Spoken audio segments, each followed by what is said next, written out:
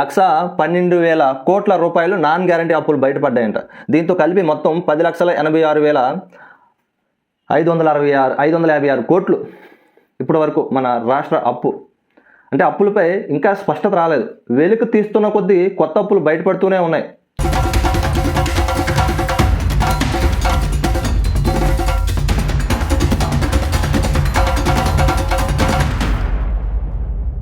అందరికీ good morning.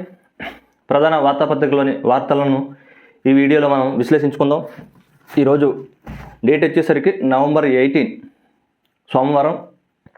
So content నచ్చిన వాళ్ళు మన ఛానల్ని సబ్స్క్రైబ్ చేసుకోండి. మీ ఫ్రెండ్స్ అండ్ ఫ్యామిలీకి ఎవరైనా మన కంటెంట్ ఇష్టపడిన వాళ్ళు ఎవరైనా ఉంటే వారికి షేర్ చేయండి. వీడియోని మర్చిపోకుండా ఒక లైక్ చేయండి. మీరు లైక్ చేయడం వలన మన వీడియోని యూట్యూబ్ ఇంకొంతమందికి ప్రమోట్ చేస్తుంది. అదేవిధంగా మీరు ఎక్కడి నుంచి అయితే చూస్తున్నారో మీ ప్రాంతం మనకి కామెంట్లో తెలియజేయండి. మన వీడియో ఎక్కడి వరకు వెళ్తుంది అనేది తెలుసుకోవడానికి మాత్రమే. సో దయచేసి మీరు వీడియో ఎక్కడి నుంచి వస్తున్నారనేది మన కామెంట్లో తెలియజేయండి. ఇక కంటెంట్లోకి వెళ్ళిపోదాం. కంటెంట్లో ఈరోజు రాష్ట్ర అప్పులకు సంబంధించి ఒక వార్తను ఈనాడు హైలైట్ చేయడం జరిగింది. అంటే రాష్ట్రంలో వాస్తవంగా అప్పులు ఎంత శాతం ఉన్నాయి, ఎంత మేరకు ఉన్నాయి అనేది ఈరోజు బ్యానర్ పేజీలో ఒక వార్తను హైలైట్ చేయడం జరిగింది. అదేవిధంగా గతంలో గనుల శాఖలో పనిచేసినటువంటి వెంకటరెడ్డి గారు గత సంవత్సరం అరెస్ట్ అయ్యారు. గనుల శాఖలో జరిగిన అక్రమ కేసులో అరెస్ట్ అయ్యారు. ఆయన నిన్న ఏసీబీ కోర్టు గుట్టు చప్పుడు లేకుండా ఆయన విడుదల చేసింది. సో దానికి సంబంధించిన ఒక వార్తను హైలైట్ చేయడం జరిగింది. మిగిల్చింది అప్పుల కుప్ప. జగన్ సర్కార్ అస్తవ్యస్త నిర్ణయాలతో ఆర్థిక విధ్వంసం. అప్పులు చెల్లింపుల భారం 10.86 లక్షల కోట్లకు చేరిక. ఇంకా వెలుగు తీస్తూనే ఉన్న కూటమి ప్రభుత్వం పెండింగ్ చెల్లింపుల భారమే 2.6 లక్షల కోట్లు. రాష్ట్ర అప్పుకు సంబంధించి గత కొన్ని సంవత్సరాలుగా, అంటే గత 5 సంవత్సరాలుగా ఇప్పటికీ కూడా ఒక స్పష్టత లేదు అప్పులు ఎంత చేశారనేది.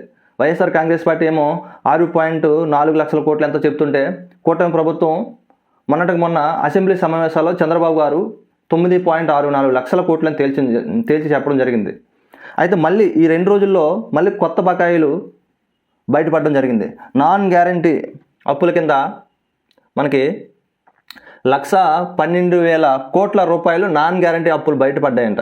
దీంతో కలిపి మొత్తం 10,86,556 కోట్లు ఇప్పటి వరకు మన రాష్ట్ర అప్పు. అంటే అప్పులపై ఇంకా స్పష్టత రాలేదు. వెలుగు తీస్తున్న కొద్దీ కొత్త అప్పులు బయటపడుతూనే ఉన్నాయి. జనరల్గా జగన్మోహన్ రెడ్డి గారు చెప్తున్న అప్పు 6.4 లక్షల కోట్లు ఎంతో చెప్తున్నారు. కానీ అది కేవలం రాష్ట్ర బడ్జెట్పై తెచ్చిన అప్పు. ఇంకా చెప్పుకోవాల్సిన అప్పులు అంటే కార్పొరేషన్ అప్పులు. ఏదైనా కార్పొరేషన్ని తాకట్టు పెట్టి తెచ్చిన అప్పులను కూడా ఈ అప్పులో చేర్చాలి. అదేవిధంగా పెండింగ్ బకాయిలు, కాంట్రాక్టర్లకు వర్క్ చేసిన కాంట్రాక్టర్లకు చెల్లింపులు కూడా ఇందులో ఉంటాయి. పెండింగ్ బకాయిలు లెక్క చెప్పలేదు, కార్పొరేషన్ అప్పులు లెక్క చెప్పలేదు. ఇవన్నిటిని కలుపుకుంటే అదేవిధంగా నాన్ గ్యారంటీ అప్పు అంటే ఇచ్చిన బ్యాంకుకి తీసుకున్నోడికి తప్ప రెండోడికి తెలియదు ఆ అప్పు.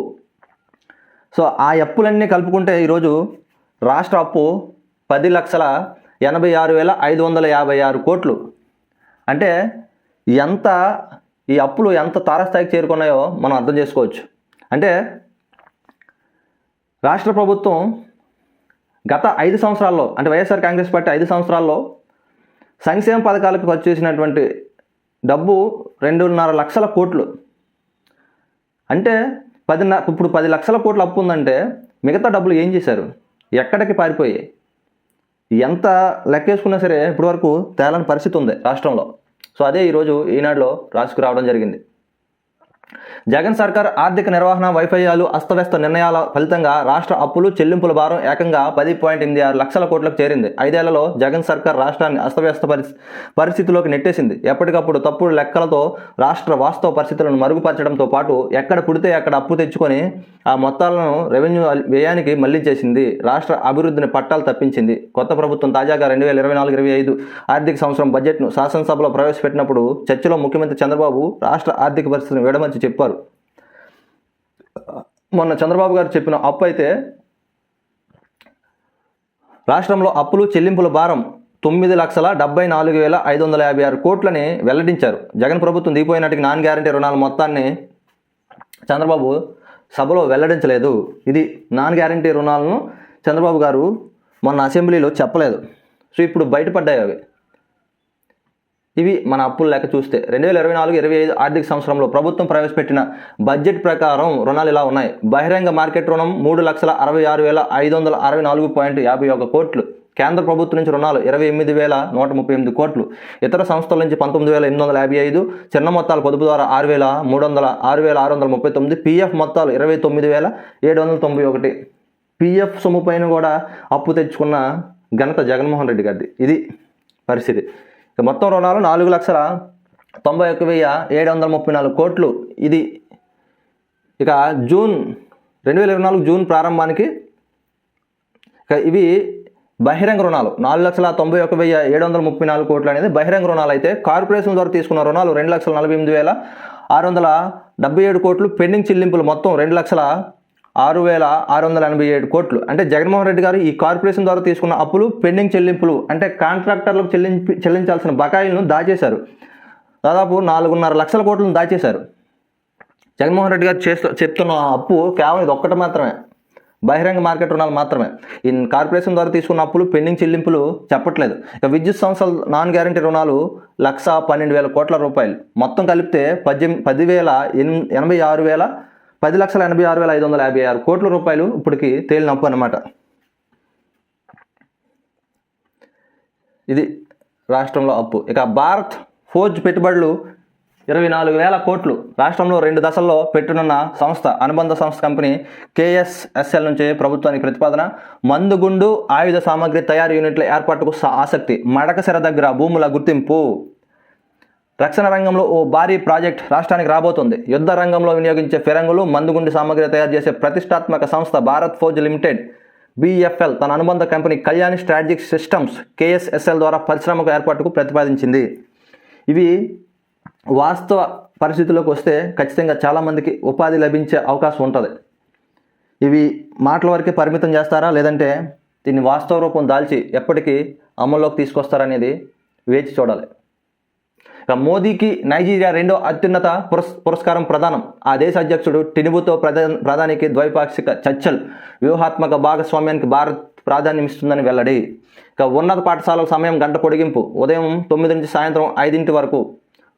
తొలుత మండలానికి 2 బడుల్లో అమలు. ఉన్నత పాఠశాలలో ఇప్పటి వరకు 4:30 వరకు 4 గంటల వరకే క్లాసులు ఉంటాయా? అంటే గంట పొడిగించారంటే 9 నుంచి సాయంత్రం 5 వరకు. అంటే ఇప్పుడు ప్రజెంట్ 4:30 వరకు ఉంది. 9:30 నుంచి 4:30 వరకు. అంటే మార్నింగ్ ఒక గంట, అరగంట ముందు, సాయంత్రం ఒక అరగంట లేటుగా ఉంటాయి స్కూళ్ళు. ఇక క్రీడాకారులకు పట్టం. పథకాలు సాధించిన వారికి కోట్ల రూపాయల్లో నజరానాలు. అమరావతిలో ప్రపంచ స్థాయి క్రీడా నగరం. సిద్ధమైన కొత్త క్రీడా విధానం. రామ్మూర్తి నాయుడికి కన్ను వీడుకోలు. ప్రభుత్వ లాంఛనాలతో అంత్యక్రియలు. తమ్ముడు భౌతికాయం చూసి చలించిన సీఎం చంద్రబాబు. అన్నదాతకు తోడుగా 314 కోట్ల ధాన్యం కొనుగోలు. 288 కోట్ల జమ. 24 గంటల్లోనే జమ చేస్తున్న ప్రభుత్వం. ఎప్పుడు అమ్మాలో రైతులని నిర్ణయించుకునే వెసులుబాటు. గనుడు వెంకటరెడ్డి 50 రోజుల్లో బయటకు. బెయిల్ ఇచ్చిన ఏసీబీ ప్రత్యేక కోర్టు న్యాయాధికారి హిమబిందు. ఈ న్యాయాధికారి హిమబిందు పేరు మీరు ఎప్పుడో విని ఉంటారు. చంద్రబాబు నాయుడు గారు స్కిల్ కేసులో అరెస్ట్ అయినప్పుడు చంద్రబాబు నాయుడు గారికి బెయిల్ ఇవ్వట్లేదు అని టీడీపీ వాళ్ళు ఆరోపించారు, చూసారా? బెయిల్ రాకుండా చేశారు. కేసులో ఏం పసలైనప్పటికీ, అక్రమంగా కేసు పెట్టినప్పటికీ బెయిల్ రాకుండా సహకరించారని అప్పట్లో ట్రోలింగ్కి గురయ్యారు ఏసీబీ న్యాయమూర్తి. సో ఆ న్యాయమూర్తి గారు ఇప్పుడు ఇతనికి గనుడు వెంకటరెడ్డి ఇతనికి బెయిల్ రావడంలో ఇక బెయిల్ ఇచ్చిన ఏసీబీ ప్రత్యేక కోర్టు న్యాయాధికారి హిమబిందు ఆవిడే ఇప్పుడు ఈయనకి బెయిల్ ఇచ్చారన్నమాట. విజయవాడలోని జిల్లా జైలు నుంచి విడుదల. వైకాపా ప్రభుత్వ పెద్దల దోపిడీకి సహకారం. ఇసుక విధానంలో 2,566 కోట్ల కుంభకోణం. కీలక పాత్రధారి ఆయనే. ఇది మన వ్యవస్థల నిర్వాహకం. ఒకటండి, పై స్థాయిలో ఉన్నవారు ఎలాగైనా తప్పించుకుంటారు. వ్యవస్థలను ఉపయోగించి వారికి ఉన్న పరపతిని, పలుకుబడిని ఉపయోగించి పై స్థాయిలో ఉన్నవారు ఎలాగైనా బయటపడతారు. కింది స్థాయి నాయకులు, కింది స్థాయి కార్యకర్తలే, కింది స్థాయి అధికారులు ఎప్పటికైనా బలవుతారు. కాబట్టి ముఖ్యంగా ఇప్పుడు ప్రస్తుతం అధికారులు ఎక్కువగా బలైపోతున్నారు. సో పని చేసేటప్పుడు 1కి 10 సార్లు ఆలోచించుకొని పని చేయాల్సిన అవసరం ఉంది. అది ఇప్పుడు ప్రభుత్వంకి అనుకూలంగా పనిచేయడంలో కూడా ఒకసారి ఆలోచించుకోవాలి. మణిపూర్లో ఆరని మంటలు, మంత్రి 3 ఎమ్మెల్యేల నివాసాలకు నిప్పు, మరో ఎమ్మెల్యే ఇంటిపైన దాడి, ముఖ్యమంత్రి ఇంటిపై దాడిని అడ్డుకున్న భద్రతా సిబ్బంది, ప్రభుత్వానికి ఎన్పీపీ మద్దతు ఉపసంహరణ. ఇంఫాల్లో ఓ సున్నిత ప్రాంతంలో భద్రతా సిబ్బంది గస్తీ. మణిపూర్లో మళ్ళీ అరాచకాలు స్టార్ట్ అయ్యాయి. మణిపూర్ గురించి చెప్పుకుంటే ప్రత్యేకంగా ఒక వీడియోలో మనం చెప్పుకుందాం. గతంలో మణిపూర్లో జరిగిన ఘటనలు అంత ఆషామాషి ఘటనలేం కాదు. ఒక మహిళను నగ్నంగా మణిపూర్లోని రోడ్లపై ఊరేగించి చేశారు. అయినా సరే భారతీయ జనతా పార్టీ అక్కడ హిందుత్వాన్ని రెచ్చగొట్టే విధంగా మాట్లాడడానికి వీటిలన్నిటికి కారణం. ఏఐతో భూ ఆక్రమణల ఆటకట్టు, తమిళనాడులో ప్రయోగాత్మకంగా అమలు, కోయంబత్తూరులో పైలట్ ప్రాజెక్ట్ సత్ఫలితాలు. ఏఐతో భూ ఆక్రమణలు అడ్డుకట్ట వేసే విధంగా ఒక యాప్ను తయారు చేస్తున్నారంట. భవిష్యత్ అంతా ఏఐదేనండి, రాసి పెట్టుకోండి. భవిష్యత్ అంతా ఏఐదే. హైపర్సోనిక్ జోరు, ధ్వని కన్నా 5 రెట్ల వేగంతో దూసుకెళ్లే క్షిపణి పరీక్ష విజయవంతం, చారిత్రాత్మక ఘట్టమన్న రక్షణ మంత్రి రాజ్నాథ్. భారత్ తన సైనిక సత్తాకు మరింత పదును పెట్టింది. తొలిసారి దీర్ఘశ్రేణి హైపర్సోనిక్ క్షిపణిని విజయవంతంగా పరీక్షించింది. గగనతల రక్షణ వ్యవస్థలను బోల్తా కొట్టిస్తూ శత్రువుపై ప్రచండ వేగంతో దాడి చేయం ఈ అస్త్రం ప్రత్యేకత. ఇది ధ్వని కన్నా 3 రెట్లు వేగంగా వెళ్తుందంట మన రక్షణ శాఖ. ఇది ఒక విజయం.